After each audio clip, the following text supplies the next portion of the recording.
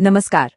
आज हम बात करने वाले हैं मिडिल ईस्ट में तेजी से बढ़ते एक ऐसे संकट की जो एक बहुत ही हाई स्टेक्स अल्टीमेटम पर टिका हुआ है। अमेरिका, ईरान और इजराइल, इन तीनों के बीच तनाव अपने चरम पर है और पूरी दुनिया की नजरें सिर्फ एक समुद्री रास्ते पर गड़ी हुई हैं।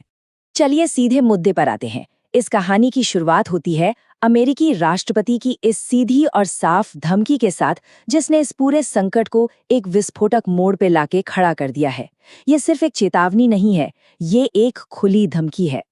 और इस धमकी के बिल्कुल सेंटर में है ये डेडलाइन, सिर्फ 48 घंटे, एक ऐसी समय सीमा जो ये तय करेगी कि ये पूरा इलाका शांति की तरफ बढ़ेगा या फिर एक बहुत बड़े युद्ध की आग में जल जाएगा। तो आखिर ये 48 घंटे की धमकी क्या है? देखिए, अमेरिका ने ईरान को बिल्कुल साफ शब्दों में कह दिया है कि हुर्मुज जल डमरू मध्य को शिपिंग के लिए फौरन खोल दिया जाए, और अगर ऐसा नहीं होता है तो अमेरिका ईरान के पावर प्लांट्स पर, मतलब उसके बिजली घरों पर हमला कर देगा। और इसकी शुरुआत सबसे बड़े प्लांट से होगी। अब सवाल ये उठता है कि पानी के एक छोटे से रास्ते के लिए इतनी बड़ी धमकी क्यों दी जा रही है? आखिर ये हुर्मुज जलडमरू मध्य इतना जरूरी क्यों है? चलिए समझते हैं। तो ये हुर्मुज जलडमरू मध्य, जिसे स्ट्रेट ऑफ हुर्मुज भी कहते हैं, असल में एक बहुत ही संकरा समुद्री रास्ता है। ये फारस की खाड़ी को ओमान की खाड़ी और फिर खुले समुद्र से जोड़ता है। अपनी लोकेशन की वजह से ये दुनिया के सबसे बिजी और स्ट्रेटेजिक जलमार्गों में से एक बन गया है। और जो बात इसे इतना खास बनाती है वो है इसका ग्लोबल इम्पैक्ट। सोचिए, दुनिया की कुल तेल सप्लाई का लगभग 5वां हिस्सा, यानी करीब 20% इसी एक रास्ते से होकर गुजरता है। मतलब जब ईरान ने इसे बंद किया तो तेल की कीमतें आसमान छूने लगी। ये ग्लोबल इकोनॉमी की, आप कह सकते हैं, एक लाइफलाइन है। लेकिन रुकिए, ये संकट सिर्फ तेल का नहीं है। इसका एक बहुत बड़ा मानवीय पहलू भी है जो लाखों लोगों की जिंदगी पर सीधा असर डाल रहा है। खाने और पानी की सप्लाई भी अब दांव पर लगी है। देखिए, खाड़ी के देशों की एक अपनी मजबूरी है। वहां का मौसम बेहद गर्म है, रेगिस्तान है, तो खेतीबाड़ी के लिए जमीन बहुत कम है। इसीलिए वो अपने खाने पीने की ज्यादातर चीजें दूसरे देशों से मंगाते हैं, और ये सारा का सारा सामान इसी रास्ते से आता है। और ये आंकड़े आपको असल तस्वीर दिखाते हैं। सऊदी अरब अपनी 80% खाने की जरूरतें, यूएई लगभग 90% और कतर तो सोचिए करीब 98% खाना बाहर से मंगाता है। इस रास्ते का बंद होना उनके लिए एक बहुत बड़ा संकट है। तो इसका असर आम लोगों की जेब पर कैसे पड़ रहा है? खाने की चीजों के दाम 20% तक बढ़ सकते हैं। बाजार में चीजों की कमी होने लगी है। जहाजों का बीमा और माल ढुलाई का खर्चा हजारों डॉलर बढ़ गया है, और जाहिर है इसका बोझ आखिर में ग्राहकों पर ही पड़ रहा है। यहाँ तक कि एयर कार्गो पर भी इसका असर दिख रहा है। अब आते हैं इस संकट के मिलिट्री एंगल पर। अमेरिका की धमकी के जवाब में ईरान भी चुप नहीं बैठा।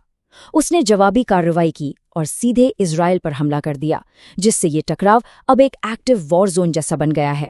ईरान ने दक्षिणी इजराइल के 2 शहरों अराद और डिमोना को अपनी मिसाइलों से निशाना बनाया। कहा यह जा रहा है कि यह हमला इजराइल के उस पिछले हमले का बदला है जो उसने ईरान के न्यूक्लियर साइट पे किया था। इस हमले में 100 से भी ज्यादा लोग घायल हुए। अराद में 84 लोग जख्मी हुए, जहां एक रिहायशी इलाके को टारगेट किया गया। वहीं डिमोना में 33 लोग घायल हुए। और डिमोना बहुत ही सेंसिटिव जगह है क्योंकि यहीं पर इजराइल का न्यूक्लियर रिसर्च सेंटर है। इस हमले में जो सबसे ज्यादा चिंता की बात है वो ये है कि ईरान ने पहली बार अपनी नई जेनरेशन की लॉन्ग रेंज मिसाइलों का इस्तेमाल किया है। ये एक बड़ा टेक्नोलॉजिकल लीप है जो दिखाता है कि ईरान की हमला करने की कैपेसिटी अब पहले से कई ज्यादा है, और वो अब और दूर के ठिकानों को भी निशाना बना सकता है। और यहाँ हुआ सबसे बड़ा उलटफेर, जिसने सबको हैरान कर दिया। वो ये था कि इजराइल का मशहूर एयर डिफेंस सिस्टम इन ईरानी मिसाइलों को रोकने में नाकाम रहा। मिसाइलें सीधे अपने टारगेट पर जाकर गिरीं, जिससे इस हमले की इफेक्टिवनेस और इजराइल की वल्नरेबिलिटी दोनों दुनिया के सामने आ गईं। तो अब हम एक ऐसे मोड़ पर खड़े हैं जहां स्थिति बेहद तनावपूर्ण और अनिश्चित है। आइए एक नजर डालते हैं कि मौजूदा गतिरोध कैसा दिख रहा है। एक तरफ अमेरिका की मांग बिल्कुल क्लियर है, हुर्मुज को खोलो वरना हमले के लिए तैयार रहो। दूसरी तरफ ईरान ने न सिर्फ उस रास्ते को बंद रखा है, बल्कि अमेरिका के साथियों पर सीधे मिलिट्री अटैक भी शुरू कर दिए हैं। दोनों में से कोई भी पक्ष पीछे हटने को तैयार नहीं दिख रहा। तो इस पूरी स्थिति से हमें क्या समझना चाहिए? मोटी मोटी बातें ये हैं कि दुनिया भर में तेल के दाम बढ़ रहे हैं, खाड़ी के देशों में एक बड़ा मानवीय संकट गहरा रहा है, एक डायरेक्ट मिलिट्री कॉन्फ्लिक्ट शुरू हो चुका है, और सबसे जरूरी बात, वो 48 घंटे की डेडलाइन तेजी से खत्म हो रही है।